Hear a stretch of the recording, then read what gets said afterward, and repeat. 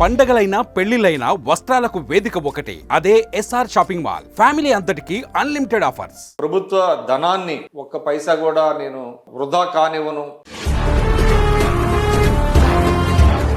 మేము 2016-19లో నీట్గా ఆ రోజు కేబుల్స్ వేయడం కావచ్చు, అదంతా కూడా అయిపోయింది, వర్క్ అంతా అయిపోయింది. దానికి ఇంతమంది ఎందుకు డౌట్? చాలా మందికి అసలు అపాయింట్మెంట్ లెటర్స్ లేవు. అసలు అక్కడ ఉంటారా? పోనీ ఫిజికల్ అక్కడ ఉంటారు ఫిజికల్ కంటే అది కూడా చాలా మంది కనపడుతుంది. అంటే మీరే తీసుకున్నారండి ఈ నిర్ణయం? ఏమన్నా మీ హైయర్ అప్స్ అంటే తర్వాత ఇదంతా ఓకే చేసుకున్న తర్వాత వాళ్ళు ఎంప్లాయీస్ సహకారం లేనిదే మీరు ఏ విధంగా పనిచేయగలుగుతారు? అట్లా అంటే మొత్తం తీయలేదు కదా. లేనిపోని అంశాలను ప్రజల్లోకి తీసుకెళ్తే అది నమ్మే అవకాశం ఉంటుంది. పరిపాలన అనేది కరెక్ట్గా ఉంటే వాళ్ళు ఎన్ని తీసుకెళ్ళినా కూడా. కానీ తెలుగుదేశం కేడర్లో కొంత అసంతృప్తి ఎందుకు వస్తుంది? ఒకటి విక్రమ్ గారు, క్యాడర్లో అసంతృప్తి అంటే రెండు రకాలు. యూగోపాల్ వర్మది చాలా ఇంపార్టెంట్. ఏమైందంటే అది చాలా మంది ఆశ్చర్యపోతున్నారు. ఈ ఒక్క వ్యూకి అంత కట్టడమే. నోట్ ఫైల్ రాసి ఎవడన్నా సంతకాలు చేస్తాడు. ఇది నోట్ ఫైల్, ఒక్క సంతకం ముందు అప్ టు 2 lakhs ఎంత వచ్చినా కూడా 2 కోట్లు ఇచ్చారంటే ఎట్లా అవుతుంది అంటే నేను నోటీస్ ఇచ్చాను.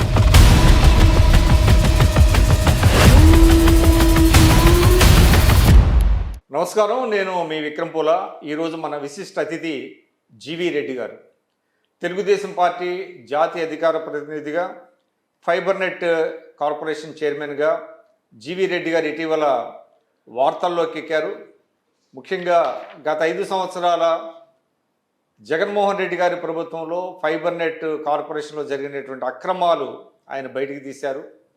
అదేవిధంగా గత 5 సంవత్సరాలుగా కూడా జగన్మోహన్ రెడ్డి గారి ప్రభుత్వంలో జరిగినటువంటి ఆర్థిక పరమైనటువంటి అవకతవకలు, ముఖ్యంగా అప్పులకు సంబంధించి కావచ్చు, ఇతరత్ర అంశాలకు సంబంధించి కావచ్చు, ఆయన అనేక అంశాలని బయటికి తీశారు.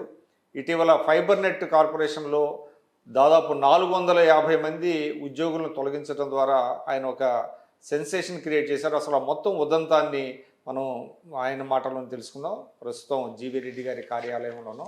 నమస్కారం జీవీ రెడ్డి గారు. నమస్తే అండి. ముందుగా మీకు అభినందనలు.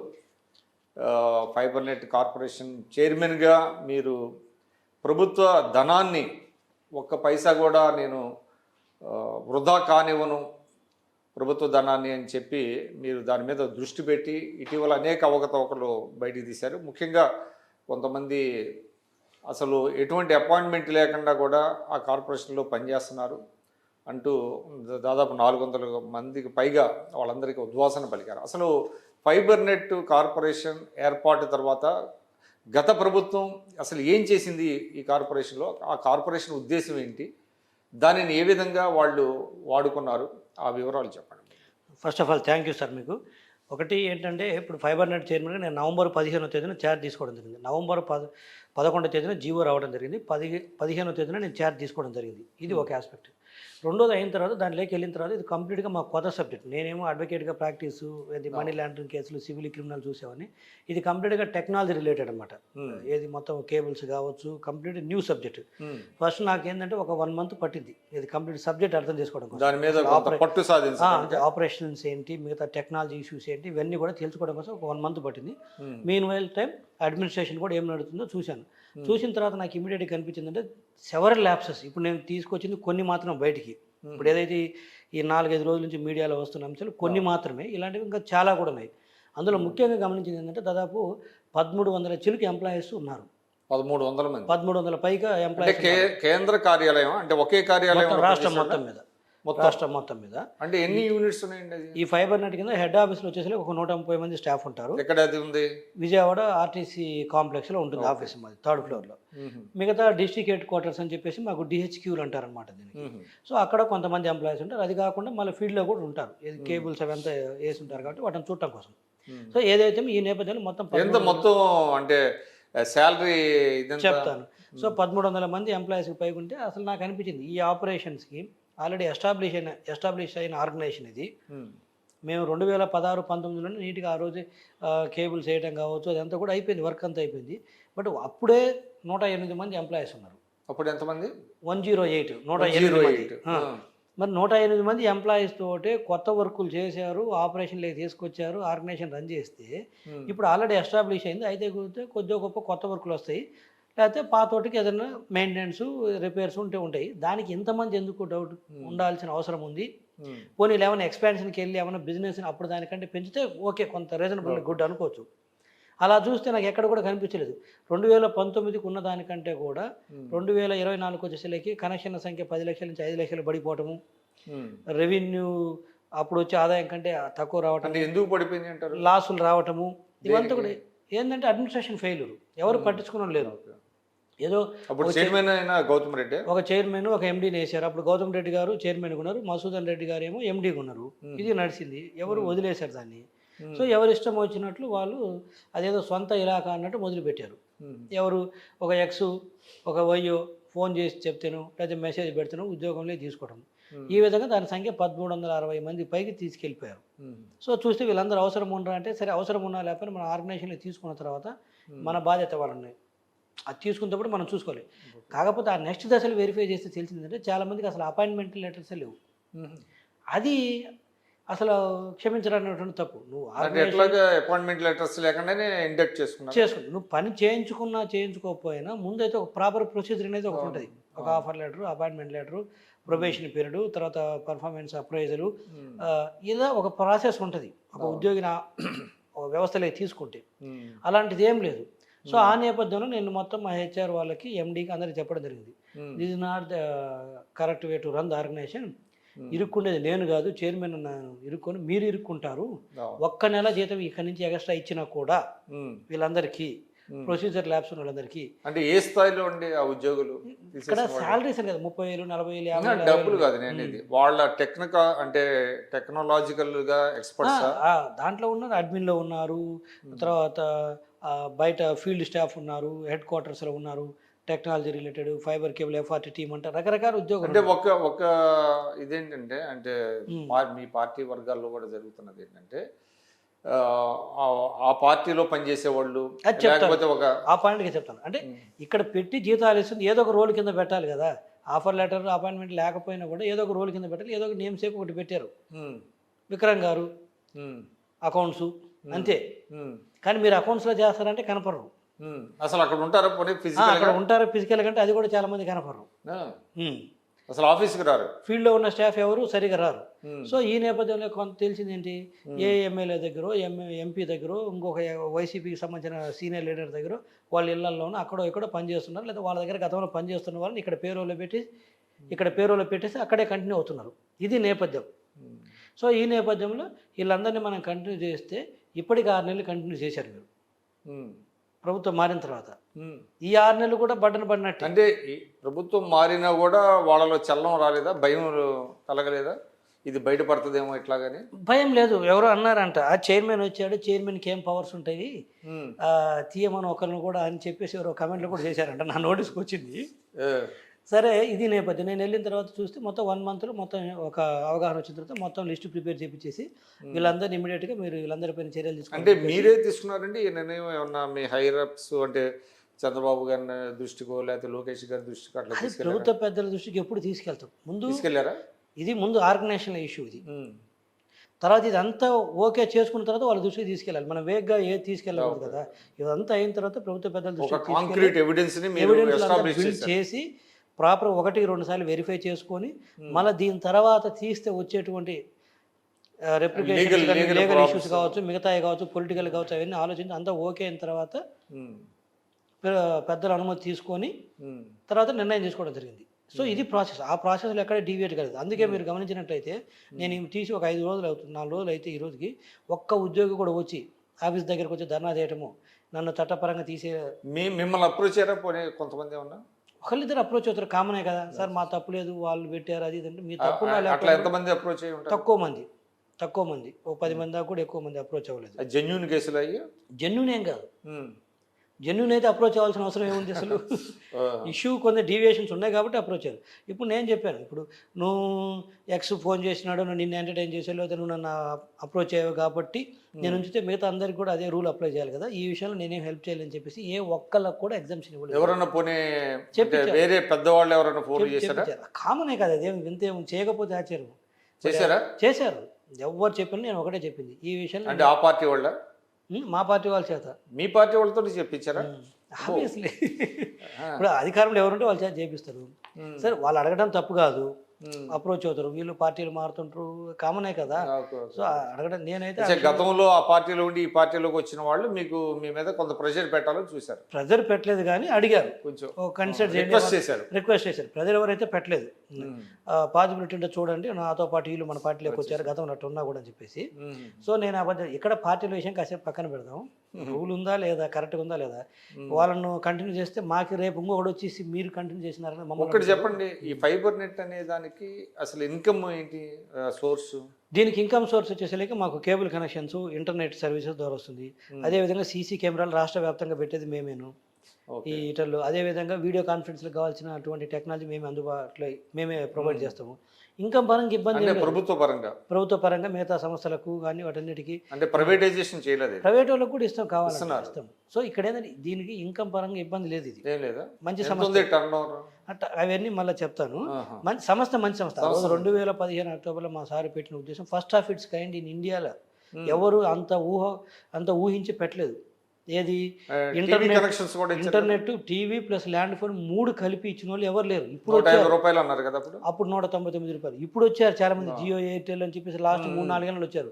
కానీ మా సార్ ఇప్పుడు ఇది 2016లో, అంటే దాదాపు 9 సంవత్సరాల క్రితమే, 8 సంవత్సరాల క్రితమే దీన్ని ఆయన ఎన్విసేజ్ చేశాడు, ఇలా ఉంటుంది భవిష్యత్తులో వస్తుందని. అది చేశాడు, దాన్ని సక్సెస్ కూడా చేశారు. కానీ తర్వాత వచ్చిన వాళ్ళు దాన్ని ఒక ఆదాయ వనరు కింద చూశారు తప్పితే ఆ వ్యవస్థని, ఆ సంస్థని, ఫైబర్ నెట్ సంస్థని దాన్ని ముందుకు తీసుకు ఆదాయ వనరు కాదు, మీరు చెప్పిన ప్రకారం చేస్తే అది ఒక రీహాబిలిటేషన్ సెంటర్. పెద్దలకు ఆదాయ వనరు, కింద కార్యకర్తలకి ఏమో రీహాబిలిటేషన్ సెంటర్, పెద్ద లీడర్స్కి ఏమో ఆదాయ వనరు. ఎవరి స్థాయిలో వాళ్ళు దాన్ని బాగానే ఉపయోగించుకున్నారు. సో ఇది దానికి నిజంగా తీసుకెళ్ళి ఉంటే ఈరోజు మన ఆంధ్రప్రదేశ్లో జియో, ఎయిర్టెల్ అనే ఒక సంస్థ కూడా మన ఆంధ్రప్రదేశ్లోకి అడుగు పెట్టుండే వాళ్ళు కాదంటున్నాను. ఆ స్కోప్ ఇచ్చారు. 2016-19కి మా సారే ఆ రోజు ముఖ్యమంత్రిగా ఉంటూ శ్రీ నారా చంద్రబాబు నాయుడు గారు ఆయన విజన్ ప్రకారం దానికైనా ముందుకు తీసుకెళ్ళి ఉంటే అలా డెవలప్ చేసి ఇచ్చాడు. ఊరికి ఇవ్వలేదు, అట్లా పెట్టి వాళ్ళ చేతికి ఇవ్వలేదు. 10 లక్షల కనెక్షన్స్ రావడం అంటే ఈజీ కాదు, స్పాన్ ఆఫ్ 3 yearsలో. ఇది కాకుండా ఒక 14,000 మంది, ఈ 14,000 కెమెరాలు, సీసీ కెమెరాలు పెట్టాము. ఇది కాకుండా వీడియో కాన్ఫరెన్స్ సంబంధించి మొత్తం సెట్ చేశారు అప్పటికే 19కి. దాన్ని కంటిన్యూ చేసి ఉంటే పెద్ద కాకపోయినా మామూలు కంటిన్యూ చేసి ఉన్నా కూడా ఈరోజు ఏపీలో బెటర్ కాదు సార్. నేను చెప్తుంది, ఏపీలో జియో, ఎయిర్టెల్ లాంటి ప్రైవేట్ సంస్థలు ఎంటర్ అయ్యే వాళ్ళే కాదు, ఈ బిజినెస్ లేకంటున్నాను నేను అనేది. అటువంటి సంస్థని ఈరోజు వాళ్ళు ఎంటర్ అయిపోయి వాళ్ళు మార్కెట్ లీడర్స్ అయిపోయారు. ఇది ఎక్కడో ఇంత దాదాపు మీకు తెలుసా 78,000 కిలోమీటర్లు కేబుల్ వేసాము. ఆప్టిక్ ఫైబర్ కేబుల్ అంటారు కదా, 78,000 కిలోమీటర్లు బ్రాడ్బ్యాండ్. 78,000 కిలోమీటర్లు, 78,000 కిలోమీటర్స్. ఇది fibre, optic fibre. Optic fibre అంటే ఏంటి, వెరీ స్టేబుల్ వస్తుంది. ఇంటర్నెట్ కావచ్చు, కేబుల్ కావచ్చు. అందులో కొంత కేంద్ర ప్రభుత్వం ఉంది, కొంత స్టేట్ గవర్నమెంట్ ఉంది. బట్ ఏదైనా ఆ రోజు స్టేట్ గవర్నమెంట్ మొదలు పెట్టిన తర్వాత ఆ రోజు భారతదేశం మొత్తం కూడా గమనించారు. తర్వాత స్టేట్ గవర్నమెంట్ ఆ రోజు మా సారు రాష్ట్ర ప్రభుత్వం ఎన్విసేజ్ చేసి ఇంప్లిమెంట్ చేసిన తర్వాత ఆ తర్వాత కేంద్ర ప్రభుత్వం వచ్చింది. ఇప్పుడు నేను చెప్పేది ఏదో వాళ్ళని తక్కువ చేసి మమ్మల్ని ఎక్కువ చేసుకోవాలని కాదు, ఇదంతా ఆన్ రికార్డు. రెండు రకాలుగా దెబ్బ కొట్టారు. ఆన్ రికార్డు ఉంది కదా. ముందు రాష్ట్ర ప్రభుత్వం ఆ రోజు చంద్రబాబు నాయుడు గారు మొదలు పెడితే తర్వాత కేంద్ర ప్రభుత్వం వచ్చింది. ఆ తర్వాత గుజరాత్ కావచ్చు, మిగతా రాష్ట్రాలు ఇంప్లిమెంట్ చేశారు దీన్ని చూసి. ఇప్పుడు ప్రభుత్వం 2 రకాలుగా దెబ్బ కొట్టింది. ఒకటేమో మంచి సంస్థ ఎదుగుదలను దెబ్బ కొట్టారు, రెండోదేమో వాళ్ళ రాజకీయ పునరావాసంగా మార్చుకొని నష్టాలు పాలు. దాంట్లో వచ్చిన ఫలాల్ని మొత్తము ఫలాలు తింటే తిన్నారు. అసలు చెట్టు మొదలనే నరుక్కుంటూ పోయారు. పెరిగిన చెట్టుని పెరిగి ఫలాలు ఇచ్చే టైంకి వాళ్ళకి అప్పచెప్తే ఫలాలు తినాల్సింది పోయి పోనీ తింటే తిన్నారు ఫలాలు, అది కూడా తినకూడదు. పోనీ ఆ ఫలాలు తినాల్సింది పోయి అసలు మొదటికే నరికేసుకుంటూ వచ్చారు ఏర్ల దాకా. అది చేసింది. సో అందులో భాగం కనిపించారు. ఇంకేం మొహమాటం ఏముంది, మొత్తం మామూలుగా డైరెక్షన్స్ ఇచ్చారు. అంతే. ఇంకా 200 మంది ఉన్నారు. ఇంకా 200 మంది, ఇప్పుడు 410 మంది. ఎందుకంటే ఆ 200 మందిని కూడా ఇంకా ఐడెంటిఫై చేయమని చెప్పాను. ఎందుకంటే మనకు జెన్యున్ ఉన్న వాళ్ళు ఇబ్బంది పడతారు. వాళ్ళకి ఏమన్నా ఒక అవకాశం ఇచ్చారా? మీ అంతా మీరే ఏం లేదు, అలాంటిది ఏం లేదు. అట్లా వెళ్ళే పరిస్థితి లేదా ఎవరు కూడా? అంటే ఇంటర్నల్గా అర్థమైపోతుంది వాళ్ళకి కొంతవరకు. బట్ మిగతా 200 మందిని కూడా ఏంటంటే ఇంకా ఏమన్నా చెక్ చేయమని చెప్పాను. ఒకవేళ జెన్యున్గా ఉండి ఏదన్నా ఉంటే మనం ఇబ్బంది పెట్టకూడదు జెన్యున్గా ఉన్న వాళ్ళని. ఒకసారి అనుకోకుండా ఆఫర్ లెటర్, అపాయింట్మెంట్ లెటర్స్ పై వాళ్ళు చెప్పిన కూడా కింద వాళ్ళు అంటే ఇది ఒక అనామలీ అండి. అంటే ఎక్సెస్ స్టాఫ్ ఉండటం, రీహాబిలిటేషన్ వాళ్ళతో వేరే చోట పని చేయించుకుంటా ఇక్కడ జీతాలు ఇవ్వటం, అంటే ఇతర అవినీతి ఏ విధంగా జరిగింది? అవినీతి వచ్చేసరికి ఏ విధంగా జరిగిందంటే, ఇది చెప్పే కదా హ్యూజ్ స్కోప్ ఉన్న ఆర్గనైజేషన్, పెద్ద కార్పొరేషన్ ఇది. మా ఆర్గనైజేషన్లో కొంత పెద్ద స్థాయి ఎంప్లాయీస్ కూడా ఇన్వాల్వ్ అయ్యారు, వాళ్ళతోటి చేతులు కలిపారు. ఆ రోజున్న ఎండి గారితో కావచ్చు, మిగతా బయట నుంచి దీన్ని నడిపినటువంటి పొలిటీషియన్స్ తోటి కావచ్చు, చేతులు కలిపి హ్యాండ్ ఇన్ గ్లోవ్ అయ్యారు వీళ్ళందరూ. అవి చేయడం జరిగింది. ఇప్పుడు అదంతా కూడా తీస్తున్నాను డేటా, అది బయటకు వస్తుంది కూడా.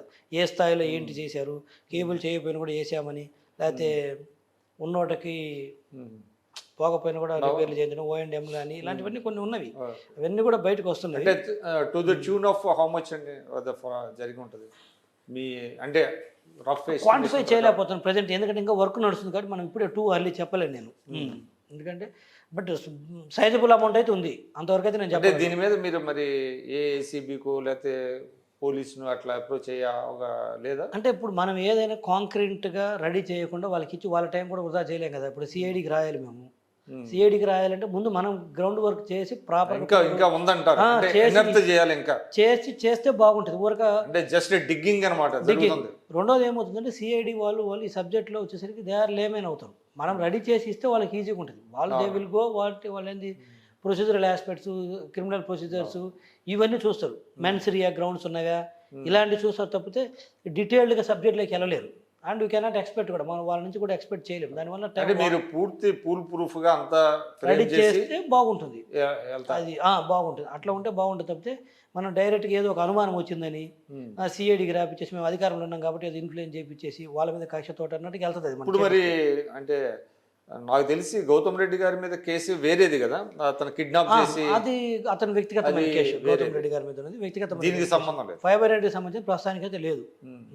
ఎండి కూడా ఈజ్ ఎట్ లార్జ్ అని విన్నా నేను. ఎండి మసూదన్ రెడ్డి గారు మొత్తం, ఎందుకంటే డే టు డే అఫైర్స్ నడిపింది మొత్తం ఎండి గారు కదా. ఆయన అబ్స్కాండ్ ఏం కాదు, తన పేరెంట్ డిపార్ట్మెంట్కి వెళ్ళిపోయాడు. తను డెప్యుటేషన్ పైన వచ్చాడు, ఐఆర్ రైల్వే సర్వీస్ నుంచి ఆయన డెప్యుటేషన్ పైన వచ్చాడు, మళ్ళీ పేరెంట్ డిపార్ట్మెంట్కి వెళ్ళిపోయాడు. అంటే రిలీవ్ ఇక్కడ ఎవరు ఇవ్వాలి? చీఫ్ సరే, ఇంకా అది అయిపోయింది. ఇప్పుడు దానిలోకి నేను వెళ్ళలేను. ఇప్పుడు గవర్నమెంట్ వచ్చింది, వెళ్ళిపోయారు. ఆ టైంలో చూడలేరు. అంటే చాలా ఒక విమర్శ ఏంటంటే, అంటే ఎవరైతే ఈ మీరు చెప్పినట్టుగా ఈ ల్యాప్సెస్ చేశారో, అవినీతి చేశారో పెద్ద పెద్ద వాళ్ళందరూ, అప్పుడు ఆ రోజు ఉన్నటువంటి పరిస్థితుల్లో డెప్యుటేషన్ మీద వస్తే వాళ్ళు చాలా తీరుబడిగా డెప్యుటేషన్ క్యాన్సిల్ చేసుకొని వెళ్తుంటే ఈ ప్రభుత్వం అంటే కళ్ళు అప్పగించి చూస్తుంది అనేటువంటి ఒక విమర్శ కూడా ఉంది. ఎందుకు జరిగింది అట్లా? వాస్తవం సార్, అది మొత్తం కాకపోయినా కూడా కొంత మీరు చెప్పిన దాంట్లో వాస్తవం ఉంది. నేను అదే చెప్తున్నాను. ఇప్పుడు ఏమవుతుందంటే ప్రతిదీ వచ్చేసరికి చంద్రబాబు నాయుడు గారు చూసుకోలేదు, లోకేష్ గారు చూసుకోలేదు అంటారు. ఒక రాష్ట్ర ముఖ్యమంత్రిగా, ఒక పార్టీ సెకండ్ ఇన్ కమాండ్గా ఉన్నటువంటి లోకేష్ గారు కావచ్చు, లేకపోతే ఒక రాష్ట్ర ముఖ్యమంత్రిగా మా సారు ఎన్ని చూసుకుంటారంటాను నేను అనేది. ఇప్పుడు అధికారులు వచ్చిన వాళ్ళు ఒక అనుమానంలోనే లాస్ట్ 5 సంవత్సరాలు ఎవరు ఏం చేశారనేది మీడియా కూడా కూసింది. సో మీడియా చెప్పినంత మాత్రం వాళ్ళు చెడ్డ వ్యక్తులు చెప్పకపోతే మంచి అంటానికి కూడా లేదు. కాకపోతే ఒక అనుమానం అయితే ఉన్నప్పుడు మీకు సొంత సమాచారం ఉండాలి, సొంత సమాచారం ఉండాలి. ఒక అనుమానం మీడియా ఏమవుతుందంటే, మీడియా చెప్పేదాన్ని మనం పూర్తిగా తీసుకోలేము, పూర్తిగా కొట్టేయలేము. చెప్పింది కదా ఒక ఆ యాంగిల్లో చూసి కొంత వేరే బోర్డ్స్ తీసుకున్నట్లయితే ఇంతమంది తప్పించుకునే వాళ్ళు కాదంట నేను. అండ్ మోరోవర్ వాళ్ళందరూ నోటోరియస్ కదా. సరే, మనం too early to comment on notorious. ఎందుకంటే ఇప్పుడు ఎవిడెన్స్ కొందరైతే ఉన్నారు. ఇప్పుడు ఎవిడెన్స్లు కలెక్ట్ చేసిన తర్వాత then we can call them as notorious. ప్రస్తుతానికి అయితే ఒక అనుమానం ఉన్నప్పుడు ఏం చేయాలి? పైసా అధికారులు కూడా ఆపాలి కదా ఫైల్ను. ఆపకుండా రిలీవింగ్ ఇచ్చేసారు. ఒకసారి పేరెంట్ డిపార్ట్మెంట్కి వెళ్తే మళ్ళీ ఎన్నికి తీసుకురావడం మన కంట్రోల్లో ఉండరు కదా. ఒక చైన్ లాగా పనిచేసినట్టుగా కనబడుతుందా? అవునా, వస్తుంది, అన్నీ కూడా వస్తాయి. ఇప్పుడు అన్ని నా ఒక సంస్థలోనే కాదు, నేనున్న సంస్థలోనే కాకుండా మిగతా దాంట్లో కూడా బయటకు వస్తున్నది. అవన్నీ వస్తే ఇప్పుడున్న పై స్థాయి అధికారులు ఎవరు వీళ్ళకి హెల్ప్ చేశారన్నది కూడా అది కూడా బయటకు వస్తుంది. ఆ వేలో కూడా వర్క్ నడుస్తుంది. సరే, ప్రభుత్వం రాగానే 164 మంది ఎమ్మెల్యేలు, సరే ముందు ఆ వైసీపీ ప్రభుత్వం పోయింది, ఆ సంతోషంలో ఉన్నారు. ఇది వీళ్ళని పట్టుకుందామా కక్ష, ముందు అన్నిటికి మించి మీకు తెలిసింది విక్రమ్ గారు, టీడీపీ పార్టీ కక్ష సాధింపులకు అంత ప్రిఫరెన్స్ ఇవ్వదు.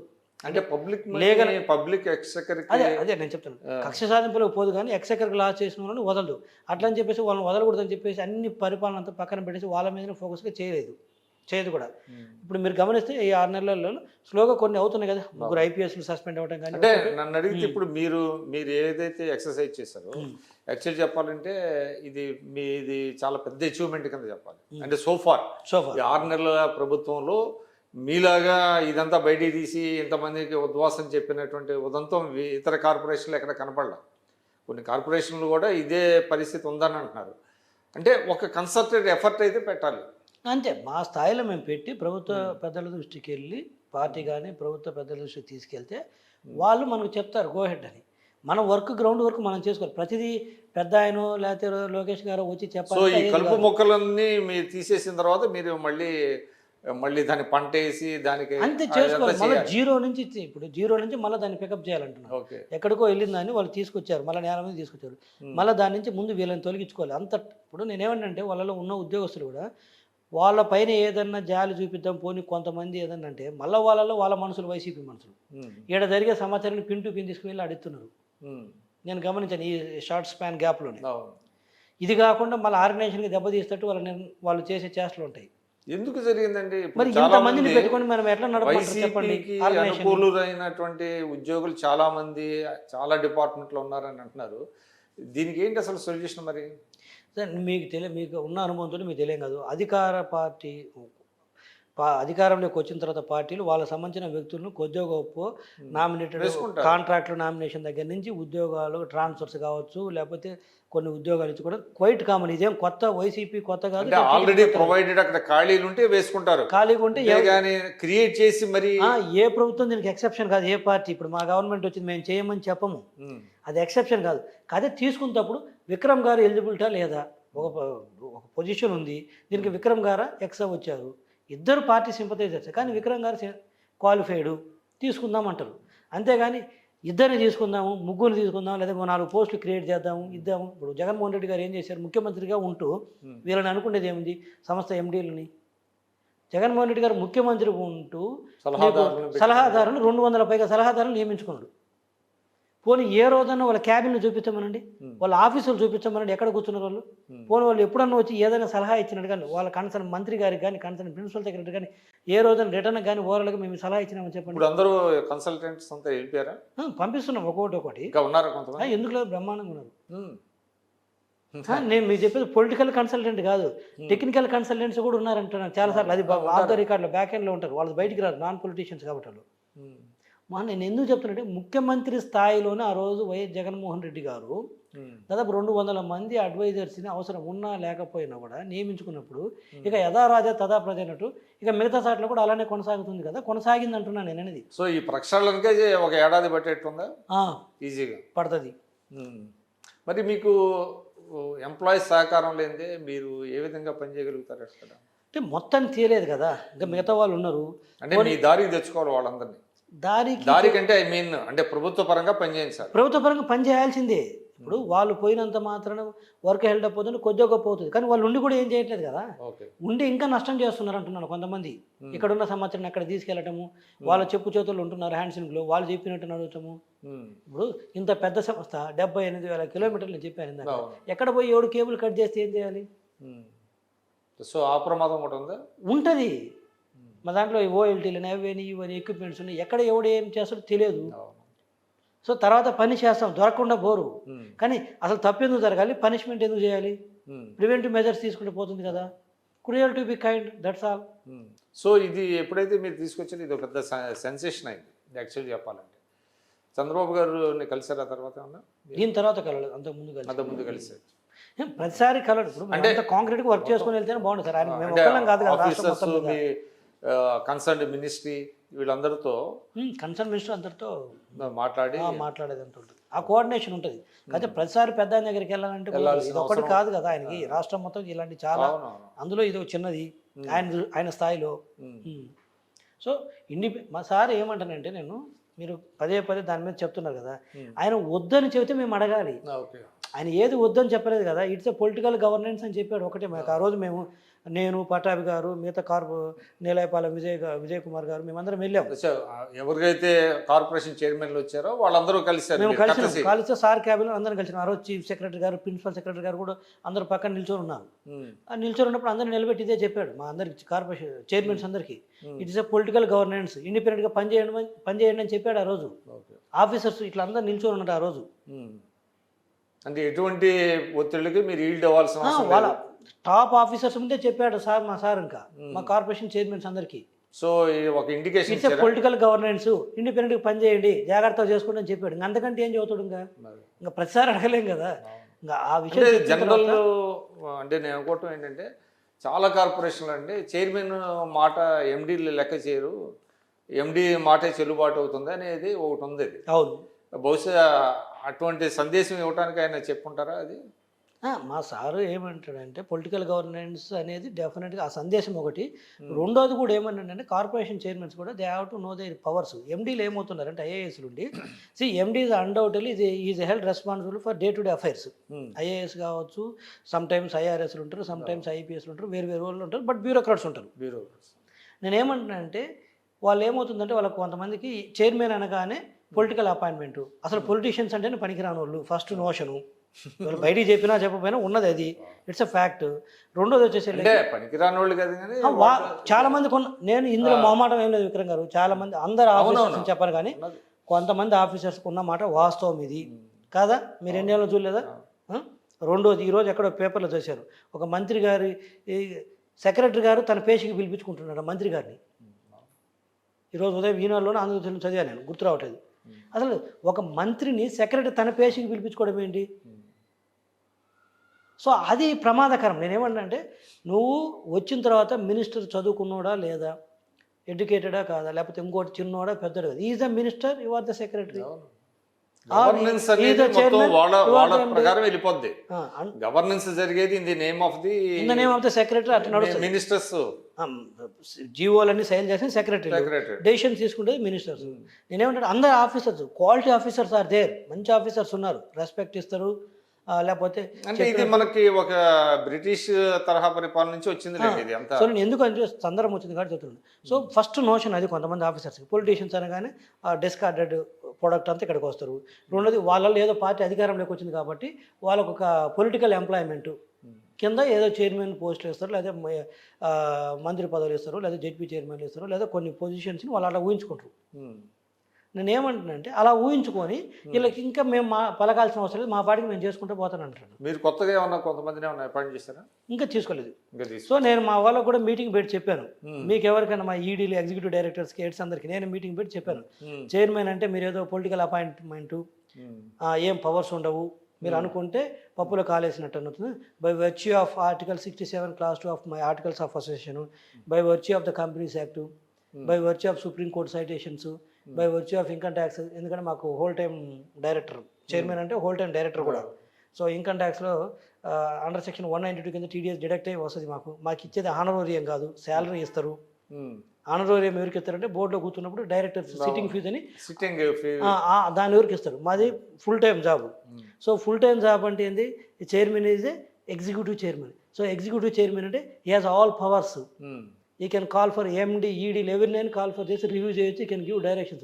These are the powers vested with the chairman. So don't take it for granted. Don't take it granted. తీసుకోవద్దు. చాలా క్లియర్ అండ్ లౌడ్ గా చెప్పారు. Any insubordination also will lead to the serious accident కూడా చెప్పాను నేను.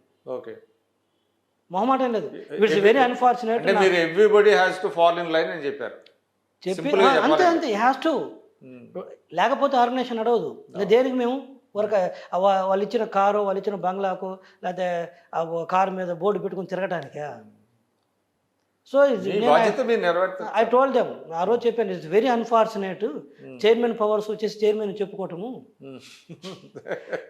With paper ప్రూఫ్తో తెచ్చి చూపించడం very unfortunate. But తప్పట్లేదు. తయారు చేశారు, అది వాళ్ళ తప్పు కాదు. వాళ్ళు కొంత రియల్ అయినారు. కాకపోతే ఐ డోంట్ స్పేర్. లేకపోతే ఎందుకండి ఆ సీట్లో కూర్చోడం? వాళ్ళ చేత నేను పని చేయించుకున్నాను. నేను ఆర్నమెంటల్ కాదు అనేది కానే కాదు, కాకూడదు. క్వశ్చన్ లేదు, అది ఒప్పుకునే విషయం లేదు. ఆ పరిస్థితి వచ్చి ఏదైనా ఒత్తిడి వస్తే నేను ఆర్గనైజేషన్ వదిలేని వస్తా, కానీ అక్కడ కూర్చొని అయితే ఆర్నమెంటల్గా అయితే కూర్చోలేను. సో అంటే మీకు ఫైబర్ నెట్ మీరు ఇందాక అన్నారు, మీరు బేసికల్లీ చార్టర్డ్ అకౌంటెంట్, లేటర్ అడ్వకేట్గా ఇప్పుడు అడ్వకేట్ గా ఉన్నారు, ఆ ప్రాక్టీస్ చేస్తున్నారు. అంటే టెక్నికల్ గా సంబంధించినటువంటి ఫైబర్ నెట్ మీకే ఇవ్వడానికి ఏమైనా ప్రత్యేక కారణం ఉందా? తెలియదు, అది మా సార్ మైండ్లో ఏముందో దాన్ని మరి వారు తీసుకున్నటువంటి నిర్ణయం ఇది. మమ్మల్ని దీంట్లో ఆయన నమ్మకాన్ని అయితే మీరు సో ఫార్ సో గుడ్ నిలబెట్టాలి అంటున్నారు. నిలబెడితే నథింగ్ ఆ క్రమంలో ఇప్పుడు దా చేసిన అడుగులు కరెక్ట్ గానే పడుతున్నాయి. ఇప్పుడు దా చేసిన నథింగ్, బట్ నిలబెట్టాలి, అప్పుడే కదా. ఇట్స్ నాట్ అప్పుడు మాకు వచ్చేది కదా, మేము చేసేది మేము తప్పు చేసినా మా సార్కి, మేము కరెక్ట్ చేసినా కూడా మా సార్కి, ఒప్పైనా తప్పైనా పార్టీ అధ్యక్షుడిగా ముఖ్యమంత్రికి ఆయనకు వస్తుంది. తర్వాత అండి అంటే జీవీ రెడ్డి గారు, మీరు యువర్ యంగ్ పొలిటీషియన్, మీరు 5 ఏళ్ళు చాలా క్రియాశీలకంగా పనిచేశారు, నాకు తెలుసు తెలుగుదేశం పార్టీలో. డే టు డే అఫైర్స్లో, పార్టీ అఫైర్స్లో మీరు ఇన్వాల్వ్ అయి ఉన్నారు. సో ఇప్పుడు మీకు ప్రాక్టీస్ ఉంది, ఫైబర్ నెట్ ఇది ఉంది, మరి పార్టీకి సమయం ఎలా కేటాయిస్తారు? ఇప్పుడు నేను పార్టీ స్పోక్స్ పర్సన్గా కొనసాగుతున్నాను. ఎక్కడ కూడా ఇంతకుముందు ఎంత పని చేసినా ఇప్పుడు అదే పని చేస్తున్నాను. డిబేట్స్కి కావచ్చు, ప్రెస్ మీట్స్ కావచ్చు, అదేం లేదు. అదేవిధంగా నా ప్రాక్టీస్ ఇది బతుకు జరుగుతుంది, ఇది తప్పదు, ఇది లైఫ్ టైం చేస్తున్నారా? చేసుకోవాల్సిందే. ఇక మా సార్ ఇచ్చినటువంటి బాధ్యత ఫైబర్ నెట్ చైర్మన్గా అది కొనసాగిస్తాను. పెద్ద కష్టమేం కాదు విక్రమ్ గారు, కొంచెం హ్యాండిల్ చేసుకుంటే. ఇక్కడ కూడా నాకు మంచి క్వాలిటీ స్టాఫ్ ఉన్నారు నా ఆఫీస్లో కూడా. ఇప్పుడు అడ్వకేట్గా నేను ఈడీ కేసులు అవన్నీ హ్యాండిల్ చేస్తుంటాను, నేను అసైన్ చేస్తుంటాను, వాళ్ళు చేస్తుంటారు. పెద్ద ఇష్యూ ఏం కాదు. ఇంకా పొలిటికల్గా తెలిసిన సబ్జెక్ట్ కదా, కొత్తగా ప్రిపేర్ అయ్యే ఉంది. ఇంకా ఏదైనా న్యూ అప్డేట్స్ వస్తే అప్డేట్ చేసుకోవాలి. కానీ ఇప్పుడు మీకు 6 నెలల్లోనే అనూహ్యంగా వైఎస్ఆర్సీపీ నుంచి గట్టి ప్రతిఘటన, అంటే విమర్శలు ప్రతి విమర్శలు గట్టిగానే వస్తున్నట్టున్నాయి. వైసీపీ పార్టీ నుంచి గట్టిగా ఏం రాలేదు, గట్టిగా అరుస్తున్నారు వాళ్ళు. కాంక్రీట్గా చెప్పాలి కదా ఇదేం చెప్పేసి. ఊరక ఏమంటారు, పోలవరం నాశనం చేసింది మేమేనంటారు.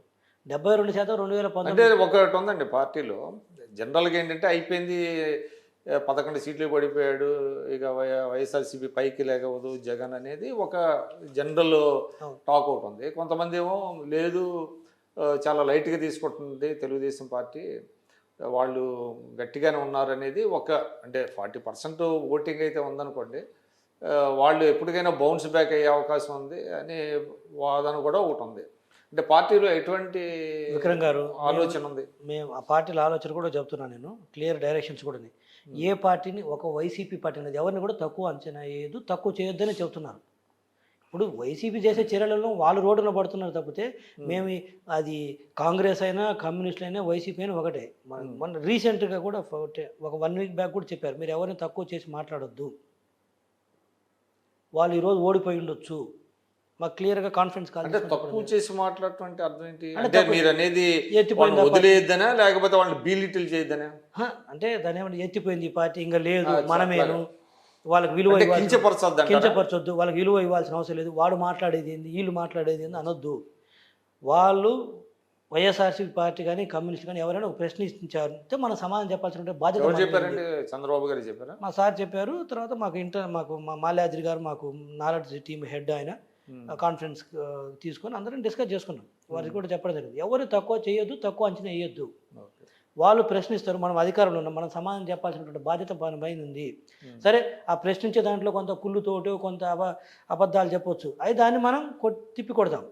బట్ నిర్మాణాత్మకంగా ప్రశ్నిస్తే అది చిన్నవాడైనా పెద్దవాడైనా సరే, నీకు విలువ ఏముంది, నువ్వు అడగకూడదు అనేది అనకుండా. తర్వాత మీరు everyday day to day party affairs ఉంటారు కాబట్టి చెప్తున్నా, కొంత రిలాక్స్ అయ్యారు అనే ఒక వాదన కూడా వినపడుతుంది గతంలో. అంటే అఫ్కోర్స్ ఉంటుంది, అధికారంలోకి వచ్చాక కొంత రిలాక్స్ అవుతారు అనుకోండి, కానీ బాగా రిలాక్స్ అయిపోతున్నారు అవ్వాలి కాదు అనేది. అవ్వాలి కదా, అవ్వాలి కదా, అవని ఏమవుతుంది రోజు ఇదే పని అవ్వాలి. ఇప్పుడు నేనేమంటే రిలాక్స్ మీరు అయ్యారంటే, నేనేమంటానంటే అవ్వాలి అంటాను. ఒక 1 year అవ్వనివ్వండి, ఫైట్ చేస్తారు. మళ్ళీ నెక్స్ట్ ఉంది కదా 5 సంవత్సరాల్లో 5 ఏళ్ళు జైల్లో పోయారు. కానీ ఈ ఏడాది లోపు మీరు రిలాక్స్ అయ్యే లోపు వాళ్ళు కొన్ని లేనిపోని అంశాలను ప్రజల్లోకి తీసుకెళ్తే అది నమ్మే అవకాశం ఉంటుంది. వాళ్ళు తీసుకెళ్లారను, లేకపోతే మేము సమాధానం చెప్పకపోతే ప్రజలు నమ్ముతారు అనుకుంటే అంతకంటే భ్రమ లేదు. ఓవరాల్గా 5 సంవత్సరాలు కార్డు చూస్తారు. అందులో ఎక్కువ మా మీద బాధ్యత ఉంది. పరిపాలన అనేది కరెక్ట్గా ఉంటే వాళ్ళు ఎన్ని తీసుకెళ్ళినా కూడా నమ్మరు. పరిపాలన అనేది సరిగా లేకపోతే వాళ్ళు తీసుకెళ్ళకపోయినా కూడా జనాలకు అర్థమైపోతుంది. ఈరోజు ఏదో ప్రతిపక్షాలు వచ్చి చెప్తేనే జనాలు నమ్మే పరిస్థితులు లేరు. ఇప్పుడు జగన్మోహన్ రెడ్డి గారు 2019-24 మధ్యలో మీకు తెలుసు, రోజు పత్రికా ప్రకటనలో కొన్ని 100 కోట్లు ఖర్చు పెట్టారు. నేను ఇన్ని ఇచ్చాను, ఇన్ని స్కీములు ఇచ్చాను, ఈ రోజుకి ఇంతమందికి ఇచ్చాను, ఇన్ని డబ్బులు ఇచ్చానని చెప్పేసి బటన్ నొక్కుతున్నాను డైరెక్ట్గా అని చెప్పేసి పేపర్లలో పేజీలకి పేజీలు ప్రకటనలు ఇచ్చాడు. మంత్రులందరినీ ఇంటింటికి తిప్పాడు, గడప గడపని తిప్పాడు, పాంప్లెట్లు పట్టించాడు, రోజు చెప్పించాడు.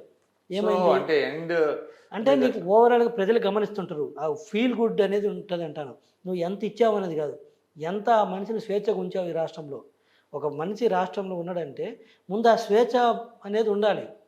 నువ్వు ఇంత ఇచ్చి కూడా 2019, 24 మధ్యలో ఇప్పుడు నీ ఇంట్లో వాళ్ళు కూడా భయంగా బతికారు, నీ ఇంట్లో మనుషులు భయంగా బతికారు, నీ పార్టీ వాళ్ళు భయంగా బతికారు, నీ రాష్ట్రంలోని ప్రజలు భయంగా బతికారు ఆ రోజు. అది ఒప్పుగారంటాను. ఒకటి ఎక్కువ ఒకటి తక్కువ, ఒక 2 రూపాయలు ఎక్కువ ఇస్తే నీకు జనాలు ఓట్లు వేస్తారు, లేకపోతే చెప్పింది ఒక 2 రూపాయలు ఇవ్వలేకపోతే ఎనికిపోతారు అనేది రాంగ్ నోషన్ అంటాను నేను అనేది. కానీ తెలుగుదేశం క్యాడర్లో కొంత అసంతృప్తి ఎందుకు వస్తుంది? ఒకటి విక్రమ్ గారు, క్యాడర్లో అసంతృప్తి అంటే 2 రకాలు ఉంది ఇంట్లో. ఒకటి వచ్చేసి ఏంటంటే 2019, 24 మధ్యలో వైఎస్ఆర్సీపీ చేసినటువంటి హరాస్మెంట్ కావచ్చు, లేకపోతే వాళ్ళు వాడినటువంటి భాష కావచ్చు, పెట్టినటువంటి కేసులు కావచ్చు, ఈ నేపథ్యంలో ఎలా ఉంటుందంటే ఉప్పు కారం తిన్నోడు ఎవరికైనా సరే తిరిగి మనం వాళ్ళ మీద కక్ష తీర్చుకోవాలి, రిటాలియేషన్ కక్ష తీర్చుకోవాలనేది ఉంటుంది. సో మేజర్ భాగం ఇక్కడ ఏమవుతుందంటే ఒక 75-80% ఇది ఉంది. ఏంటి వాళ్ళని స్పేర్ చేసేది, ఎందుకు స్పేర్ చేయాలి అనేది బాగా ఉంది. మా సార్ ఏంటంటే వాళ్ళకు మనకు తేడా ఉండాలి కదా, వాళ్ళు కక్ష రాజకీయాలు చేసే కదా ఈరోజు ఆ స్థాయికి పడిపోయింది. మనం కక్ష రాజకీయాలు వద్దు, అట్లనే తప్పు చేసిన వాళ్ళని చట్టపరంగా వదలాల్సిన అవసరం లేదు అన్న నేపథ్యంతో వెళ్తున్నారు. మా వాళ్ళు ఏంటంటే పన్నుకు పన్ను కన్ను కన్ను అంటే కొంతమంది ఉన్నారు, అది కూడా ఇమీడియట్గా అయిపోవాలి. అది ఒక ఆస్పెక్ట్ అండి. 2 ఆస్పెక్ట్లు యాస్పిరేషన్స్ ఉంటాయి. అది ఆస్పిరేషన్స్ ఎప్పుడు ఉంటాయి. అలా కాకుండా ఇప్పుడు ఏదైతే జనసేనకి అదేవిధంగా బీజేపీకి కొన్ని నియోజకవర్గాలు వదిలిపెట్టారు కాబట్టి ఆ నియోజకవర్గాల్లో పార్టీ పరిస్థితి చాలా కొంచెం అసంతృప్తి ఎక్కువగా ఉంది, అక్కడ వాళ్ళని పట్టించుకోవట్లేదు అనేటువంటి ఒక వాదన కూడా. ఇక్కడ మీరు చెప్పింది కరెక్ట్. ఇప్పుడు బీజేపీకి కావచ్చు, జనసేన కొన్ని పొత్తుల్లో భాగంగా సీట్లు ఇచ్చినాము. సీట్లు ఇచ్చినప్పుడు ఏమవుతుంది, ఆటోమేటిక్గా ఆ పార్టీకి సంబంధించిన వ్యక్తి ఇప్పుడు మొత్తం గెలిచాము. గెలవకపోతే ఇప్పుడు ఏమవుతుందంటే ఉదాహరణకు ఒక నియోజకవర్గంలో ఒక పార్టీకి పొత్తుల భాగంగా సీట్ ఇచ్చామనుకోండి, అక్కడ ఆ పార్టీ అభ్యర్థికి గెలవకపోతే మళ్ళీ బ్యాక్ టీడీపీలో వచ్చేసి ముందుకు వచ్చేస్తారు. గెలిచినప్పుడు ఏమవుతుందంటే ఎమ్మెల్యేగా ఉన్నప్పుడు డెఫినెట్గా వాళ్ళు ఫోర్ ఫ్రంట్లోకి వస్తారు. ఫోర్ ఫ్రంట్లోకి వచ్చినప్పుడు ఆబ్వియస్లీ వాళ్ళతో ఉన్న క్యాడర్ కొంచెం ఎక్కువ కనపడతారు. దాని అర్థం వీళ్ళని పక్కన పెట్టినట్టు కాదు. సో వాళ్ళ గురించి కొంత గ్యాప్ ఉంటుంది. ఎందుకు ఉండదు, ఆలోచించకుండా నియోజకవర్గాలు డెఫినెట్గా ఉన్నారు కదా అక్కడ, మిగతా ఇన్ఛార్జీలు ఉన్నారు, వాళ్ళతో కోఆర్డినేట్ చేసుకుంటుంటారు, వాళ్ళు ఉన్నారు. కొంత ఏమవుతుందంటే ఇది అదేదో అంటారు కదా, కొత్తగా గవర్నమెంట్ రాగానే కొంత ఉండదు హడావుడి. ఒక 1 year తర్వాత మళ్ళీ అన్ని సెట్ అయిపోతాయి, ఎవరి పనులు వాళ్ళు వెళ్ళిపోతారు. దీన్నే చూసేసి క్యాడర్ మొత్తం అసంతృప్తి ఉన్నారు, లేదా దీన్నే చూసేసి వైసీపీ ముందుకు వచ్చేసింది అయిపోయింది అనుకుంటే ఇంకా 5 సంవత్సరాలు ఉంది. చంద్రబాబు నాయుడు గారు కూడా కొంతమంది మంత్రుల పనితీరు పట్ల అసంతృప్తి వ్యక్తం చేశారనేది కూడా కొన్ని సార్ వార్తలు ఏమి సార్, మా సార్ ఏదో ఓపెన్గా చెప్తున్నాడు కదా, ఇది నువ్వు సరిగా చేయట్లేదు కలెక్టర్స్ మీటింగ్లో కానీ లేకపోతే మినిస్టర్ ఓపెన్గా మీడియా ముందే మాట్లాడుతున్నాడు కదా. ఒకసారి ఒక మంత్రి గారి పేరు గుర్తురావట్లేదు, వాసన్ ఓపెన్గా చెప్పాడు కదా సార్, దాచిపెట్టేది ఏముంది, సభ్యత్వం విషయంలో నెంబర్ కాకపోతే చెప్పాడు, ఓపెన్గా చెప్పాడు కదా. మన కలెక్టర్స్ కాన్ఫరెన్స్లో ఓపెన్గా చెప్తున్నాడు కదా. అధికారుల విషయంలో కావచ్చు, ఎమ్మెల్యేల విషయంలో కూడా రోజు చెప్తున్నాడు కదా. కొంతమంది ఎమ్మెల్యేలు సరిగా లేదు, పనితీరు మార్చుకోవాలని చెప్తున్నాడు, ఆఫీస్కి పిలిపించి మాట్లాడుతున్నాడు. ఇదంతా ఏం 4 గోడల మధ్య నడవట్లేదు, ఇదంతా పబ్లిక్ చెప్పే, మీడియాకి చెప్పే, పబ్లిక్లో జరుగుతుంది కదా. ఇందులో ఇప్పుడు సంక్రాంతికి మళ్ళీ ఏమన్నా మంత్రివర్గ విస్తరణ లాంటిది ఏమన్నా ఉంటుందా? అది పూర్తిగా మా సార్ నిర్ణయం, అది సమాచారం పార్టీలో అసలు ఎటువంటి చర్చ లేదు దాని మీద. అంటే దీని మీద కొంత స్పెక్యులేషన్ వచ్చింది. స్పెక్యులేషన్ వేరు, పార్టీలో చర్చ. మంత్రుల పనితీరు బాగాలేదు కాబట్టి కొంతమందిని డ్రాప్ చేసి మరి కొంతమందికి అవకాశం ఇస్తారు సంక్రాంతికి అనేది ఒక టాక్ ఉంది. అది మేబీ టూ ఎర్లీ అవ్వచ్చు. అంటే ఒక ఏడాది కూడా ఇవ్వకుండా సమయం పనితీరు మెరుగుపరుచుకోవడానికి ఇది టూ ఎర్లీ అవుతుంది. నేను విన్నాను, బట్ అది పార్టీలో అయితే అంతర్గతంగా ఎటువంటి చర్చ లేదు దాని మీద. ఏదైనా ఉంటే మా సార్ సరి చేసుకోమని అవకాశమే ఇస్తున్నాడు ఎవరికి కూడా. ఆయన ఏది కూడా తొందరపడి చర్యలు తీసుకున్నటువంటి వ్యక్తి కాదు. 1, 2, 3, 4 సార్లు క్షమించే ఆయన లాంగ్ రోప్ ఇస్తున్నాడు. మరి 1, 3, 4 సార్లు క్షమించే గుణం అని కూడా అనను కానీ నేను, ఆయన అవకాశం ఇస్తాడు, తొందరగా నిర్ణయం తీసుకోండి. ఇప్పుడు నా విషయమే తీసుకోండి, ఓ సందర్భంలో నేనే మాట్లాడాల్సి వచ్చింది వ్యతిరేకంగా నా గ్రీవియన్స్ అని. బట్ అయినా కూడా ఆయన ఏం దాన్ని, నేను పోయినప్పుడు జీవిరెడ్డి గారు ఇట్లా అన్నాడు, సార్ని కలవడానికి వెళ్తే, జీవిరెడ్డి గారు మనది టీడీపీ పార్టీ, ఓర్పు సహనం అవసరం అన్నాడు. అన్ని విషయాలు మనకు ఓర్పు సహనం అవసరము, మనం చేస్తూ పోతుండాలి అన్నాడు. అంతేగాని మనసులో పెట్టుకొని అవకాశాలు ఇవ్వకూడదని నేను ఏం అంటే లేదు మీకు మొదటి విడతలో రానందుకు కొంచెం బాధపడ్డారు కదా కొంతమంది. ఓపెన్ గ్రీవియన్స్ ఎక్స్ప్రెస్ చేశాను. ఉమ్, దాన్ని ఏం మా సారు గుర్తుపెట్టుకొని 45 రోజుల తర్వాత రెండో లిస్ట్ వచ్చిన తర్వాత దాంట్లో పేరు వచ్చి నేను మా సార్ని కలవడానికి వెళ్ళినప్పుడు మిగతా చైర్మన్స్ కూడా ఉన్నారు. ఇట్నే ఓపెన్గా చెప్పాడు జీవీ అందరి రెడ్డి గారు, ముందునా? అందరి ముందు చెప్పాడు. ఆఫీసర్స్ ఉన్నారు, వాళ్ళు ఉన్నారు. జీవీ రెడ్డి గారు మంది టీడీపీ పార్టీ, ఉమ్, ఓర్పు సహనం ఉండాలి, జాగ్రత్త చేసుకుంటూ పోండి, ఏం కాదని భుజం తట్టాడు. భుజం తట్టి. సో అట్లా ఆయన ఏంటంటే ఇది నాకు ఇచ్చిన అవకాశం నాకు ఒక్కడికి కాదు, ఎవరి విషయంలోనే అలానే ఉంటాడు. ఇది ఒకసారి కాదు, 1, 2, 3 సార్లు ఇస్తాడు. ఉమ్, అంటే టైం ఇస్తాడు అంటాను. టైం ఇవ్వకుండా అడావుడి నిర్ణయాలు ఉండవు.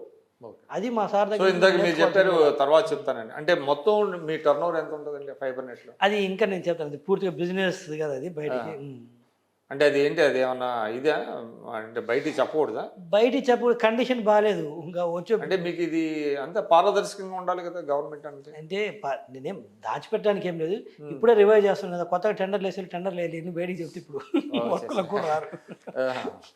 అంటే మీకు కాన్ఫిడెన్స్ ఉందా అంటే డౌన్ ది నేను లైన్ 100% అయితే మీరు మళ్ళీ తిరిగి రిగైన్ అవుతాము అనేది? నేను రివైవ్ మేము మొత్తం నేనంటే నా ఉద్దేశం నేను ఒక్కనే కదా, మా ఎంటైర్ టీం ఎవరైతే ఉన్నారో అందరం కలిసి వీళ్ళు రివైవ్ దట్ చేయాలి కూడా. చేస్తే 4 ఉద్యోగాలు వస్తాయి. ప్రభుత్వానికి కూడా మా సార్ ఏ ఉద్దేశంతో పెట్టాడో ప్రతి మారుమూల గ్రామానికి కూడా ఇంటర్నెట్ సౌకర్యం కల్పించాలి, ప్రతి పేదవాడికి కూడా ఇంటర్నెట్ ఇవ్వాలి. ఇప్పుడు ఫైబర్ నెట్ ద్వారా వెళ్ళే దాంట్లో సాక్షి ఛానల్ కూడా వెళ్తుందా? వస్తున్నాయి కదా, వస్తుందా? వస్తున్నాయి కదా. మేమే దాని మీద రెస్ట్రిక్షన్స్ మాకేం చెప్పలేదు, రన్ అవుతున్నాయి కదా, మీరు యూ కెన్ సీ చూడొచ్చు కదా, ఫైబర్ నెట్ నుంచి చూడొచ్చు. మేమేం ఛానల్ నెంబర్స్ కూడా మార్చేదాన్ని లాస్ట్లో పడేయటము, మాకు అనుకూలమైన సోకాళ్ళు బయట ముందుకు తీసుకురావడం ఏం లేదు. అది ఎలా ఉందో అలా నడుస్తుంది. సో అంతకు ముందు ఎలా అయితే ఉందో అదే నడుస్తుంది, అదే ప్యాటర్న్ లో నడుస్తుంది. అదే ప్యాటర్న్ మీరు చూడొచ్చు, అది ఏం దాచిపెట్టేది ఏం కాదు కదా. ఓకే. తర్వాత అండి, అంటే మీరు అన్నారు ఏపీలో పెట్టిన తర్వాత ఇతర రాష్ట్రాలు దీన్ని ఫాలో ఎస్ భారతదేశమే. మేము ఆ రోజు ఫైబర్ నెట్ అని ఆంధ్రప్రదేశ్ తీసుకొస్తే భారతదేశం ఆ రోజు ఏం తీసుకొస్తే భారత్ నెట్ అని తీసుకొచ్చింది, BBNL అని. ఆ తర్వాత తీసుకొచ్చి వాళ్ళు ఆప్టిక్ ఫైబర్ కేబుల్ చేయటం మొదలుపెట్టారు. First of it's kind in India అంటున్నాను. అదే మా సార్ని ఊరక అన్నారు విజనరీ అండి, ఊరకే చెప్పుకుంటే రాదు, ఊరక చెప్పుకుంటే రాదు, చేస్తేనే వస్తుంది అంటున్నాను. ఒక 3 ట్రిపుల్ ప్లే సర్వీసెస్ అంటారు. కానీ ఒకటి ఉంది కదండి, అంటే ప్రభుత్వం వ్యాపారం చేయకూడదు, it's not the responsibility of the government to do business అనేది ఒకటి ఉంది. మరి ఇది ఒక రకమైన వ్యాపారమే కదా ఇది కూడా. ప్రభుత్వం ఎప్పుడు కూడా నేను కూడా బలంగా నమ్ముతాను దానికి. నేను ఎప్పుడు కూడా మా అడ్వకేటెన్సీ కూడా దాని వైపే ఉంటుంది. ప్రభుత్వం ఈవెన్ నేను అనుకోండి చంద్రబాబు నాయుడు గారు కూడా అదే ఆలోచన ఎప్పుడు కూడా అడ్మినిస్ట్రేషన్ వైపే ఉండాలనేది. కాకపోతే ఇది వ్యాపారం మీరు అన్నారు కదా, ఇది వ్యాపారం అంటే వ్యాపారం సర్వీస్ అంటే ఇది కైండ్ ఆఫ్ ఒక వెల్ఫేర్ అంటాను నేను అనేది. ఇప్పుడు ఒకప్పుడు పేదలకి 2 రూపాయల బియ్యం అన్నారు, ఇప్పుడు ఆ బియ్యం ఆ స్టేజ్ దాటి ఈరోజు టెక్నాలజీ యుగంలో ఉన్నాం మనం. పేదలకు కూడా టెక్నాలజీ అందుబాటులో అంతే కదా. ఇప్పుడు ఏ సమయానికి అది ఇట్స్ ఎసెన్షియల్ అయిపోయింది. ఒకప్పుడు టెక్నాలజీ అనేది luxury, cell phone luxury, TV luxury. మీరు 2000 వరకు కూడా 2002, 2003 వరకు కూడా లగ్జరీ ఐటమ్స్ అవన్నీ కూడా. ఇప్పుడు it's no more luxury, it's a basic need. ఒక కూడు గూడు గుడ్డ అన్నట్టు ఈరోజు టెక్నాలజీ కూడా అందులో భాగంగా ఇంటర్నెట్ అనేది అందులో భాగం అయిపోయింది. కూడు గూడు గుడ్డ కింద ఇది కూడా ఒక భాగం అయిపోయింది ఈరోజు. సో అయితే దాన్ని అందుబాటులోకి తీసుకురావాలి. ఒకప్పుడు ఎట్లయితే 2 రూపాయల కిలో బియ్యం ఇచ్చి ఒక సెన్సేషన్గా తీసుకొచ్చారు ఆ రోజు ఎన్టీఆర్ గారు, స్వర్గీయ నందమూరి తారక రామారావు గారు. ఈ రోజు ఏమవుతుందంటే ప్రతి పేదవాడికి మారుమూల గ్రామాలలో వాడు కూడా మనం టెక్నాలజీ అందించడం వల్ల వాళ్ళ ఇంట్లో ఉద్యోగస్తులు ఉంటే వర్క్ ఫ్రమ్ హోమ్ చేసుకుంటారు, లేకపోతే కొత్త చదువుకునే వాళ్ళు ఉంటే నెట్ బ్రౌజ్ చేసుకొని కొత్త మెటీరియల్ కానీ అది దొరుకుతుంది. ఈరోజు మనం హైదరాబాద్లో ఉండం కాబట్టి మనకు అది అబెండెంట్గా దొరుకుతుంది కాబట్టి దాని విలువ తెలియట్లేదు. కానీ నిజంగా గ్రామాలు లేకపోతే దాని విలువ తెలుస్తుంది. దొరకడం అంటే క్వాలిటీగా దొరకాలి. ఏదో బఫరింగ్ అవుతూ ఓ 5 MBPS లేకపోతే 1 MBS KBSలో కాకుండా సఫిషియెంట్గా క్వాలిటీకి ఇస్తేనే కదా వాళ్ళు చదువుకోగలరు. ఈరోజు వర్చువల్ క్లాసులు జగన్మోహన్ రెడ్డి గారు దానికోసం చాలా మంది ఇటు సిటీలోకి వస్తున్నారు. ఇప్పుడు జగన్మోహన్ రెడ్డి గారు 1924 మొదలు చాలా చెప్పాడు కదా, నేను వర్చువల్ క్లాసులు పెడుతున్నాను ఇవన్నీ. అది మేం చేసింది కదా 2016-19 మధ్యలో. ఆ వర్చువల్ క్లాసులు కానీ అవన్నీ పెట్టింది మేం కదా, ఆ ఫైబర్ నెట్ ద్వారా. ఇదంతా ఆన్ రికార్డే కదా. సీసీ కెమెరాలు ప్రివెంటివ్ క్రైమ్ని ప్రివెంట్ చేయడం కోసము దాదాపు 14,500 సీసీ కెమెరాలు పెట్టాము. అది అంతా ఎక్కడి నుంచి వచ్చింది? దీని త్రూనే కదా. క్లాస్ రూముల్లో డిజిటల్ ఎంత తీసుకొచ్చింది ఎవరు? దీని త్రూనే కదా. అంత వర్చువల్ క్లాసెస్ అని తీసుకొచ్చింది. మరి ఆయన వచ్చి క్లెయిమ్ చేసుకొని నేను ఏదో పెద్దగా తీర్చిదిద్దాను, అని చెప్తాడు. సిబిఎస్ సిలబస్ తెచ్చానంటాడు. సిబిఎస్ ఐబీ సిలబస్ కూడా తేవచ్చు ఇవి ఉంటే అందుబాటులో ఉంటే టెక్నాలజీ. సో అది నేను అనేది it is no more, so it is no more business అంటారు. బిజినెస్ కాదు ఇది, కాదు, it is essential, it's a part of ఒక కూడు మీరు అన్నట్టు వెల్ఫేర్ మాదిరి అయింది. Is a good term. Exact welfare మాదిరి అయింది. అందుకు ఇది తప్పితే అందులో భాగంగా మనం ఆర్గనైజేషన్ నడపాలంటే లాభాలు రాకపోయినా పర్లేదు, దానికన్నా సరిపోవాలి కదా అంటున్నాను. మీరు వీళ్ళు ఏం చేశారు, మొత్తం లాగి చేసుకుని పోతే అది వెల్ఫేర్ అని చూడలేదు, అది ఒక వ్యాపార సంస్థ కింద చూసేసి వాళ్ళు ఇష్టం వచ్చినట్టు లాగేశారు. అది నేను చెప్పేది. ఓకే, ఇంకేమి దీన్ని విస్తరించడానికి ఇంకా ప్లాన్? డెఫినెట్గా ఈరోజు కనెక్షన్స్ 5 లక్షలకు ఉన్నాయి కనెక్షన్స్ విక్రమ్ గారు. దాన్ని ముందు 50 లక్షలకి నెక్స్ట్ డౌన్ ద లైన్ పెంచాలి. అదేవిధంగా వర్చువల్ క్లాసెస్ ప్రతి గ్రామ పంచాయతీకి కూడా ఇంటర్నెట్ కనెక్షన్ ఇవ్వాలి, ప్రతి సచివాలయానికి వాటికి ఇవ్వాలి. తర్వాత సీసీ కెమెరాలు పెంచడం ఒకటి ఉంది. అదేవిధంగా ప్రతి మారుమూల గ్రామాలకు కూడా ఇంటర్నెట్ అనేది అందించడం main. So you have to pump more money into తీసుకురావాలి, చేసేసి ఇన్వెస్ట్మెంట్ చేయాలి కదా, మరి చేస్తేనే కదా. దానికి కొంత ప్రభుత్వ సహకారం తీసుకుంటాం, కొంత బ్యాంకుల నుంచి రుణాలు తీసుకుంటాం. ఆర్గనైజేషన్ గ్రో అయిందంటే మళ్ళీ తిరిగి కట్టడం కూడా పెద్ద కష్టం కదా. ఎప్పుడైతే మనం అప్పులు తెచ్చి దాని మీద ఆదాయం చేస్తే వైట్ ఎలిఫెంట్ అవుతుంది. తప్పితే తీసుకొచ్చిన దాన్ని మనం ప్రాపర్గా ఇన్వెస్ట్ చేసి దాని రిటర్న్స్ తీసి మళ్ళీ బ్యాంకులకు కడితే నీకేం ఇబ్బంది ఏమి ఉండదు. తెచ్చిన దాన్ని ప్రాపర్గా ఉపయోగించుకుంటే దాన్ని. ఇప్పుడు ఆయన వెళ్ళిపోయిన ఎండి గారిని మళ్ళీ రప్పించే ప్రయత్నం చేస్తున్నారా? ఇప్పుడు ఆల్రెడీ ఆర్జీవి రాంగోపాల్ వర్మ గారి మర్చిపోయారు, రాంగోపాల్ వర్మది చాలా ఇంపార్టెంట్. ఏమైందండి అది? వ్యూహం సినిమాకి సంబంధించి అది చెప్పండి. దానికి కొంచెం చాలా మంది ఆశ్చర్యపోతున్నారు, ఈ ఒక్క వ్యూకి అంత కట్టడం ఏంటి? నేనేమంటే వాళ్ళ అగ్రిమెంట్లు ఇప్పుడు టిపికల్గా రాసుకున్నారు, ఎవరు అగ్రిమెంట్లోకి ఎంటర్ అయ్యారో ప్రాపర్గా లేదు, దానికి కేవైసీ నామ్స్ లేవు. మీకు తెలుసు గవర్నమెంట్లో నోట్ ఫైల్ అనేది ఉంటుంది. నోట్ ఫైల్ రాసి ఎవడన్నా సంతకాలు చేస్తాడు, ఏ ఎండి కానీ నోట్ ఫైల్ ఇది నోట్ ఫైల్. ఒక్క సంతకం ఉందా ఇందులో? కింద సంతకాలు. మరి దీన్ని ఏమనాలి? దీన్ని నోట్ ఫైల్ ఏమో బ్రహ్మాండంగా రాశారు, ఒక్క సంతకం ఎవరు చేయలేదు. మరి ఈ అగ్రిమెంట్ ఎట్లా తెలుస్తుంది? Agreement between fibre net corporation and director RGV group. Director అనుకోండి, వాళ్ళే ప్రొడ్యూసర్స్ ఉన్నారు, కొంత ఇన్వెస్ట్ చేసుకున్నారు సార్, అది వాళ్ళ ఇంటర్నల్. అది నేనేమంటే ఎన్ని వ్యూస్ వచ్చినాయని మీకు ఎలా చెప్తాను. పోనీ నోట్ ఫైల్ సంతకాలు లేకుండా అగ్రిమెంట్, లేకపోతే అగ్రిమెంట్ వచ్చేసి ఎవరు సంతకాలు చేశాడో కూడా ఎవరు సంతకాలు చేసాడో పేర్లు కూడా లేకుండా చేసేసారు. నేను చేశారు. కనీసం మనం ఒక వస్తువు కొంటే దాని దగ్గర విలువ మనకు వచ్చింది అనుకోండి, సరే మిగతా అవి సరిగా లేకపోయినా కూడా ఒక 20 లక్షలు పెట్టి కారు కొన్నాము, రిజిస్ట్రేషన్ లేకపోయినంత మాత్రాన కారు ఇన్వాలిడ్ అని నేను చెప్పలేను. అసలు నీకు 20 లక్షలు పెడితే కార్ టైర్లు ఇచ్చేసి రిజిస్ట్రేషన్ లేదు, కారు ఇవ్వలేదు, ఉట్టి టైర్లు ఇచ్చి పంపించేసి 20 లక్షలు తీసుకుంటే దాన్ని స్పేర్ చేయమంటారా? సో అలాంటి పరిస్థితి ఉంది. ఇది 1863 వ్యూసా? ఎట్లాగా 2 కోట్ల 10 లక్షల అగ్రిమెంట్లోకి ఎంటర్ అయ్యి 1,15,00,000 రూపాయలు డబ్బులు తీసుకొని నీకు వచ్చిన వ్యూస్ 1863. నీ ప్రకారం చూసినా 2 లక్షలు ఎంతో ఇవ్వాలి దాని ప్రకారం చూస్తే. అంటే వ్యూస్ కి ఆయనకి సంబంధం ఏముంది? అంటే అగ్రిమెంట్ లో ఇన్ని వ్యూస్ అయితే అంత అమౌంట్ అంటే అప్ టు 2 lakhs అని రాసుకున్నా. అప్ టు 2 lakhs ఎంత వచ్చినా కూడా 2 కోట్లు ఇచ్చారంటే ఎట్లా అవుతుంది అంటే ఇప్పుడు నువ్వు రాసుకున్నంత మాత్రాన సరిపోదు కదా అంటున్నాను. దానికి అది ఒక లీగల్ స్క్రూటినీకి ఉండాలి కదా, దానికి ఒక సబ్స్టాన్షియల్ ఎవిడెన్స్ ఉండాలి కదా. నీ ఇష్టం ఇప్పుడు నేను ఉన్నారు, నేను ఇచ్చేవాడిని మీరు తీసుకునేవాళ్ళు, మన ఇద్దరికి పరిచయం ఉంది కాబట్టి, జగన్మోహన్ రెడ్డి గారు మీరు తీసిన సినిమా కాబట్టి వాళ్ళు చెప్పారని ఇద్దరం రాసుకొని చేసుకుని సరిపోతుంది. ఒక బేస్ అనేది ఉండాలి కదా.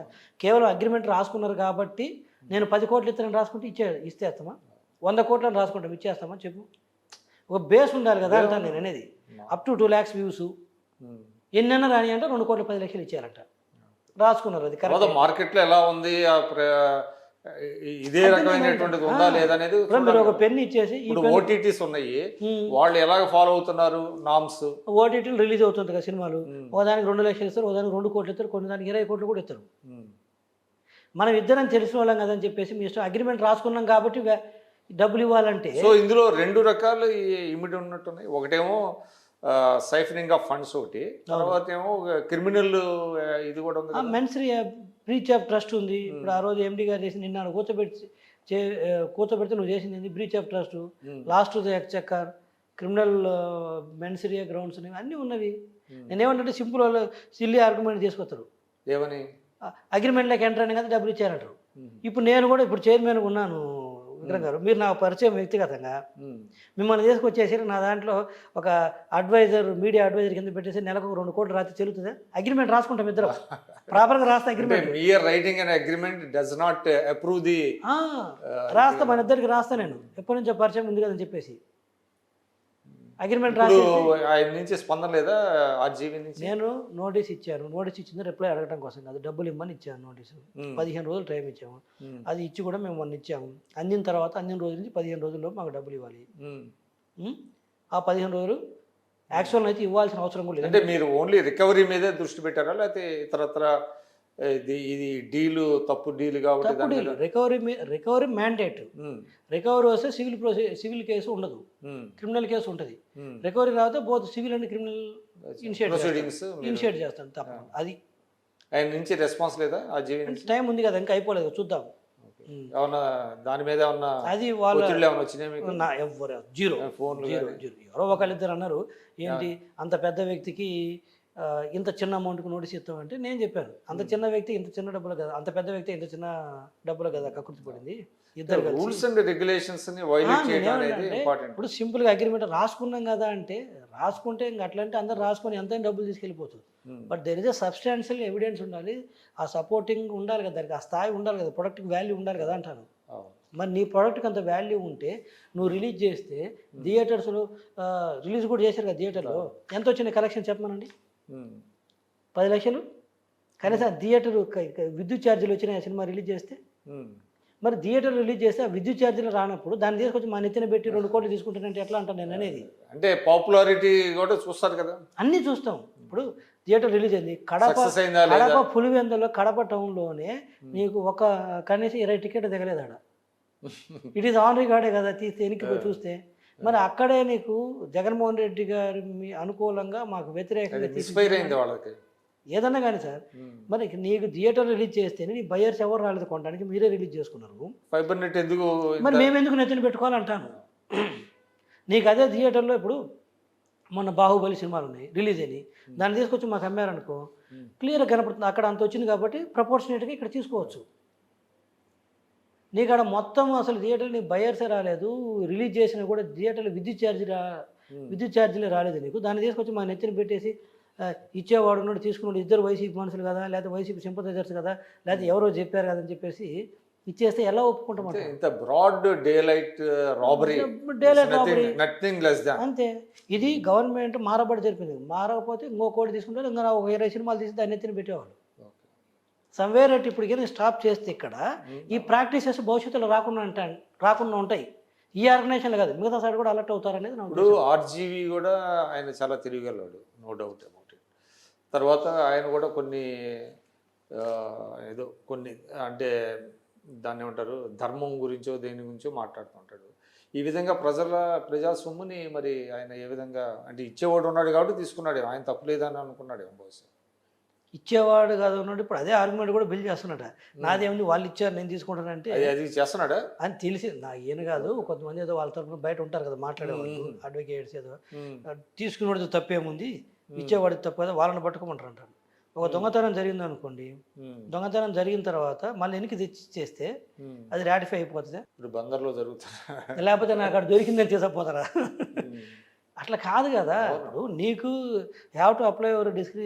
అంటే ఏ విధమైనటువంటి మీరు అన్నట్టుగా ఇప్పుడు లంచం లేకుండా తీసుకోవడం అనేటువంటిది, లంచం ఇవ్వటము తీసుకోవడం నేరం అంటారు. మరి ఎందుకు ఆఫీసర్ ఇచ్చేవాడిని కూడా బుక్ చేస్తారు కేసు? వాడు ఒక పక్క విక్టిమ్, లంచాల్లో డబ్బులు ఇచ్చాడు విక్టిమ్, కానీ తన ల్యూర్ చేసి ఉండొచ్చు ఆయన, నాకు ఎంత ఇస్తే నీకు ఎంత ఇస్తానని. అది ఇంకా మళ్ళీ నెక్స్ట్ దశలో ఇప్పుడు ప్రస్తుతానికి తీసుకున్నారు, అది తప్పు. నువ్వు ఒక ప్రోడక్ట్ ఇస్తున్నప్పుడు నీకు తెలుసు దాని విలువ, ఆ విలువ ప్రకారం నువ్వు డబ్బులు తీసుకోవాలి. వాడు ఇస్తుండు కదని ఎక్కువ తీసుకుంటే అది నువ్వు తెలియని వ్యక్తి కాదు. సో ఆయన ఏ విధంగా డిఫెండ్ చేస్తాడు అనేది ఇంపార్టెంట్. ఏ విధంగా డిఫెండ్ చేసేది ఏమి సార్, 1,15,00,000 కట్టాల్సిందే. ఇది అమౌంట్ చిన్నదా పెద్దదని కాదు, ఇట్స్ నాట్ కరెక్ట్ అంటాను. ఇన్ ప్రిన్సిపల్ ఇలాంటి ప్రాక్టీసెస్ కరెక్ట్ కాదంటాను. ఈరోజు 1 కోటి కావచ్చు, రేపు 100 కోట్లు కావచ్చు, రేపు 1000 కోట్లు కావచ్చు, అది నేను చెప్పేది. సో ఆర్జీవీ వాయిస్ కూడా తగ్గినట్టుంది ఇటీవల ఇవన్నీ బయటకు వచ్చాక, లేకపోతే ఆయన వ్యక్తిగత కారణాలు ఏమున్నాయి మనకు తెలియదు. జీవీ రెడ్డి గారు, మీరు you have done a wonderful job. Thank you sir. So far so good. మీరు ఫైబర్ నెట్లో ఏదైతే ప్రజాసొమ్ముని వెనక్కి రాబట్టడం అనేటువంటిది చాలా ఇంపార్టెంట్. సో మీరు ఒక చాలా సాహసోపేతమైనటువంటి నిర్ణయం, చాలా సముచితమైనటువంటి నిర్ణయం కూడా తీసుకున్నారు. ఎనీహౌ ప్రజల తరఫున మీకు ధన్యవాదాలు.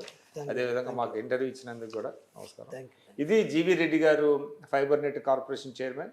వారు తీసుకున్నటువంటి కొన్ని నిర్ణయాలు చాలా సెన్సేషన్ క్రియేట్ చేసినాయి. ముఖ్యంగా ఆర్జీబీకి సంబంధించి చెల్లింపులు కావచ్చు, లేదనంటే ఫైబర్ నెట్లో ఎంప్లాయీస్ విషయం కావచ్చు. ఇది సాధారణమైనటువంటి విషయం కాదు. ఇది ఒక ప్రభుత్వానికి, అంటే ఎవరు అధికారంలో ఉన్నా కూడా వాళ్ళకి ఒక ప్రెసిడెంట్గా ఇది పనిచేసేటువంటిది. ఎందుకంటే అధికారాన్ని దుర్వినియోగపరచకూడదు, అది ఎప్పటికైనా కూడా బయటపడుతుంది అనేటువంటిది ఒక మంచి లెసన్గా ఇది స్వీకరించాలని మనం కోరుకుందాం. ఇది ఈరోజు జీవి రెడ్డి గారు తింటారు. నమస్కారం. సుమన్ టీవీలో మీ పర్సనల్ అండ్ బిజినెస్ ప్రమోషన్స్ కోసం కింది నెంబర్కి కాంటాక్ట్ చేయండి.